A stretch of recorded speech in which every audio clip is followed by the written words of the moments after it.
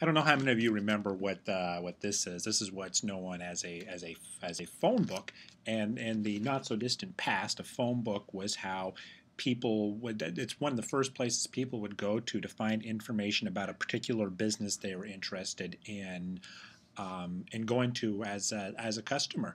Well, that was then, and then this is now, and guess what? The phone book is becoming a dying source of how customers are looking to make their first contact with a business. We talked about in the last chapter how the telephone is obviously a common way to make that first contact, but the big one today is, well, it's how you're taking this class, and that is via the internet.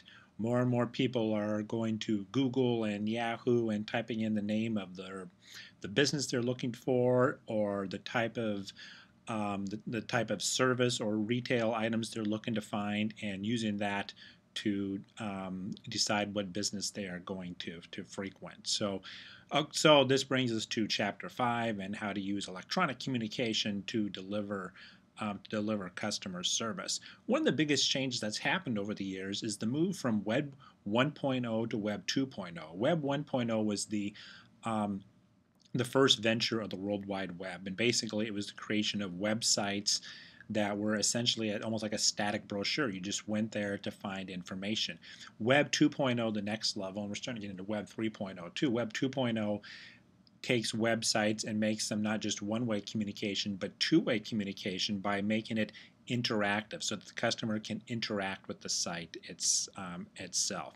Some ways that we're seeing this with businesses as far as customer service is concerned is, well, the example of a business I went to the other day to purchase an airline ticket, Alaska Airlines. I got confused through the process, and I had an option of having a live online chat with an avatar by the name of Jennifer. And so we're seeing that now with websites where it's you don't have that one-on-one contact like you would by going into a store. So they're trying to make it as close to that as possible by providing blogs and live online chatting where you can have conversations not just with customer service representatives, but also in some cases customers, which is a pretty bold step for a business to do.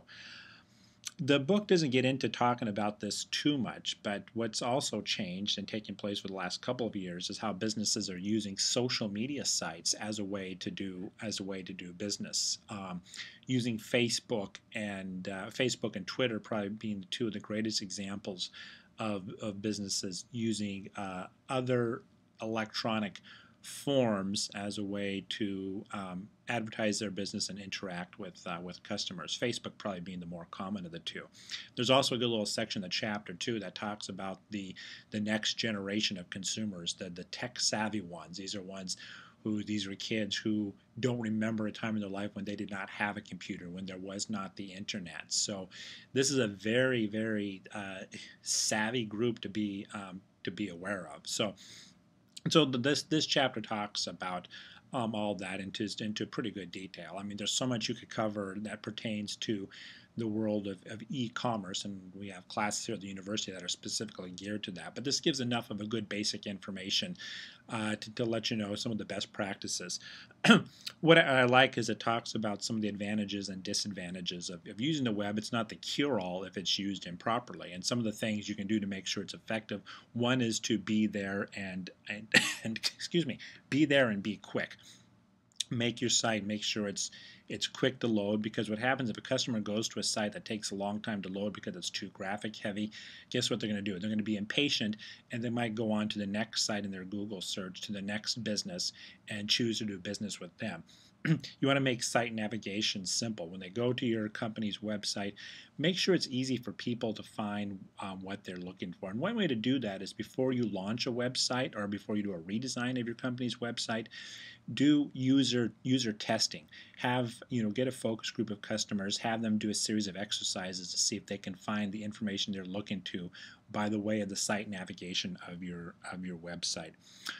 Respond quickly. What people expect now, if they send an email to your business through your website, they're going to expect an immediate response. So it's good to have some sort of rule that you'll respond within within 24 hours. And of course, you can make it interactive with the real-time chatting. That of course makes it even better. Just because you have a website, it doesn't mean that's the way your customer is the only way your customer is going to want to interact with you. So provide communication contact alternatives on the front door of your website. Think of the Contact Us link that you find on almost every company website. So if a person wants to make a phone call or, heaven forbid, send a letter via the postal mail, all that information is there for them to get to. And then the last one is pay attention to form and function. You know, boy, a bad website can be just really bad in terms of how it appeals to a customer. And just because with the way that, you know, with the web development programs that you have nowadays, that makes it easier for, you know, Joe Public to create their own website, and you go in and you have options for fonts and graphics and colors and pictures. It doesn't mean you have to use all of them. So use the KISS principle. You know, keep it simple, stupid, and you'll find that it's your customer will respond a lot better.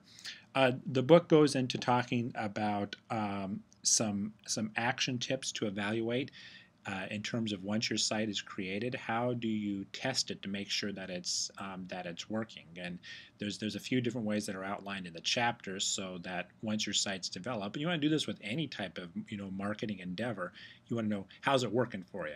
Is the customer responding to it in the way that you want to? Is it meeting their expectations and meeting their needs? So it's, you know, it's kind of a short chapter for such a kind of a lengthy topic, but like I said, I think it gives just a nice little overview. So, you know, be sure to pay attention to the little footnotes on the side as some of the key points to remember that you walk away from. That'll certainly help you as you plunge forward into taking the quiz. So this concludes the lecture for Chapter 6. We'll see you next time.